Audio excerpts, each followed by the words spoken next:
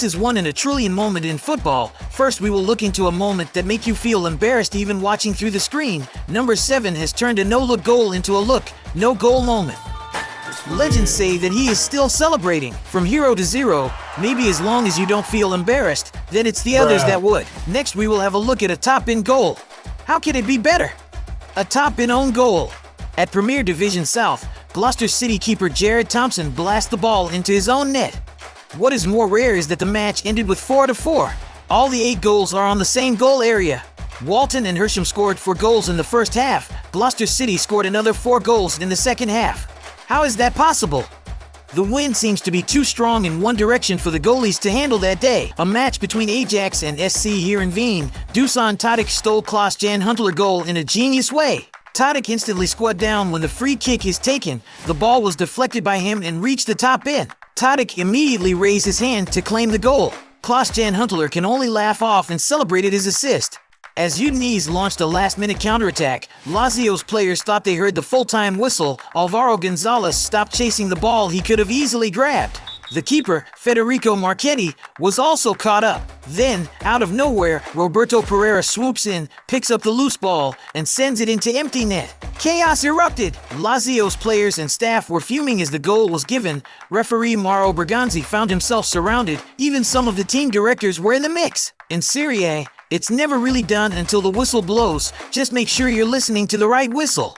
In a match between Brentford and Nottingham Forest, Ivan Toney moved the ball to his right. Not once but twice. He even moves the referee's phone so that he has a wider angle to shoot. Captain Ryan Yates noticed and reminded Turner to adjust the wall. He gestures with his right hand, indicating that Toney is likely to curl the ball around the wall and aim for the near post. But Turner, not getting the message, spreads his hands in confusion. Toney eventually took the gap he created and scored on his return to football. A long pass to Ibrahimović and a karate kick seals his 500th career goal. What a way to crown his career! In the 2014 Brazil World Cup, Sergio Romero saved a crucial penalty, securing Argentina's victory over the Netherlands. But the ball once returned with such momentum that it came within inches of crossing the goal line. Luckily, it stayed out. So close to ruin Argentina's celebration. Meanwhile, in a similar situation elsewhere, Injaz Sakani's shot was first stopped by the goalie, but the ball keeps spinning after the save and didn't stop until it crossed the line. The referee signaled a goal. In another similar occasion, the ball also crossed the line, and the referee awarded the goal after a powerful shot hit the crossbar and bounced back with enough spin to find its way into the goal before the goalkeeper could react. Swedish player Kennedy Bakircioglu nailed a free kick against Göteborg in the 24th round of the Allsvenskan.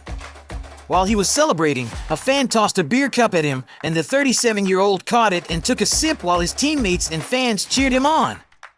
Harry Kane scored a goal, but the highlight was when he celebrated with the fans and saw a soda bottle flying at him. Kane volleyed the bottle, sending soda splashing everywhere. Dortmund pulled off a last-minute win against Leverkusen. Haaland raced over to celebrate, and Bellingham caught a full beer cup thrown from the stands, sipping it right in the middle of the celebration. 2 words: absolute genius. How often do you see a throw-in turn into an epic bicycle kick goal? Moments like this are super rare. 1 in a trillion. Alejandro Garnacho, Manchester United's young talent, kicked things off with an insane bicycle kick against Everton just 2 minutes in, thanks to a cross from Diogo Dalot. The Argentinian forward flew through the air and nailed it for a 1-0 lead. This top goal is definitely a contender for the Puskás Award. Austin didn't see that his goal was clearly offside.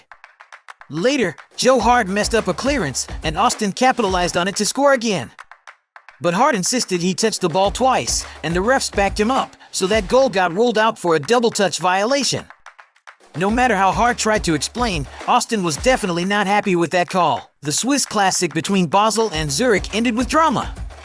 Basel captain Talon Zaka lost his cool and pushed an opponent's head. The referees gave him the second yellow card and sent him off. VR called the referee to review the incident. After revision, the referee called Zaka to re-enter the pitch, cancel the second yellow card just to show him a direct red card for unsportsmanlike conduct. Zaka was shocked and questioned the referee if this is why he asks him to come back to the pitch. In a crucial match between Leeds and Aston Villa, a Villa player is injured, but the referee didn't blow the whistle. The whole thing went into chaos as the visitors wanted the ball to be kicked out for their teammate. Leeds kept playing and scored instead in the 72 minutes. This led to a bunch of Villa players getting into it, and a clearly frustrated Bielsa who told his squad to let the opponents equalize.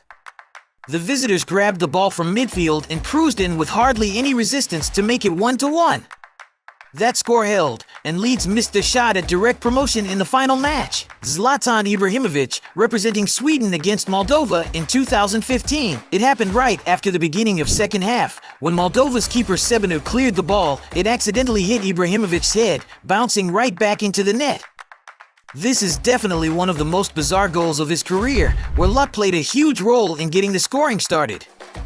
Then there was Virgil van Dijk, whose not-so-great shot went flying high but ended up crashing down onto Everton's crossbar.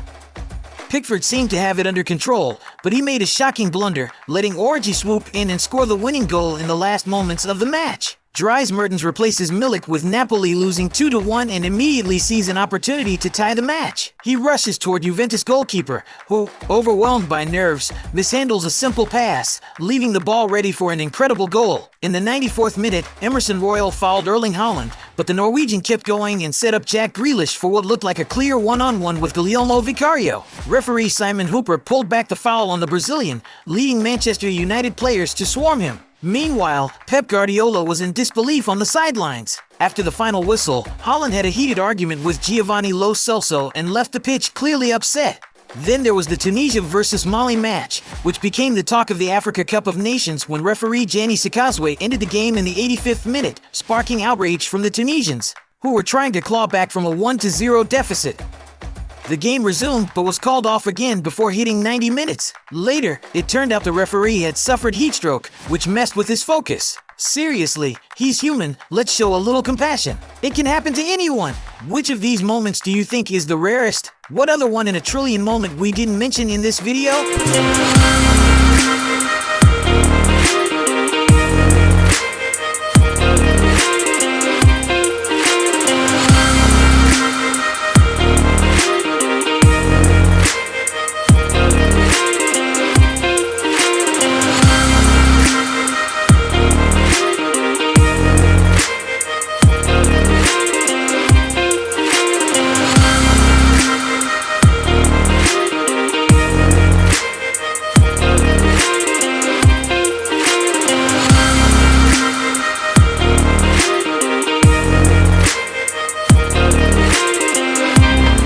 Let us know in the comments, and thank you for watching. Don't forget to give us a like, it costs nothing and helps us a lot. Don't forget to subscribe to the channel, and we'll see you soon.